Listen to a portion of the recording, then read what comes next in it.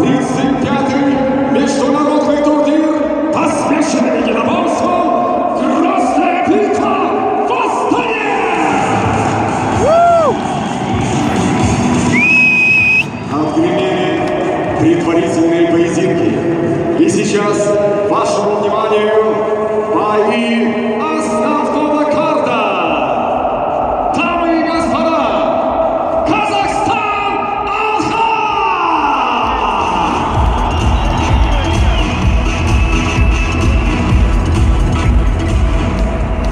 Итак, трехраундный бой в полусреднем весе.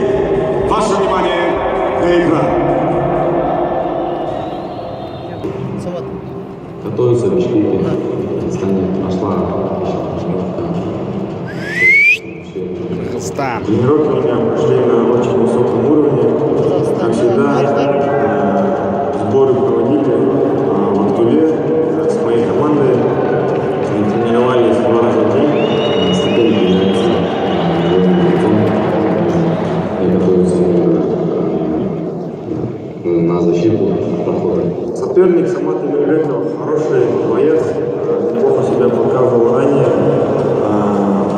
Более опытный профи-бояр, чем я. Его габариты, именно рост очень хороший для этой весовой категории. Но мы игрались тоже ранее с высокими бойцами, тоже ходили в этом победителями. Желаем удачи. Очень сильный, физически сильный, функционально хороший.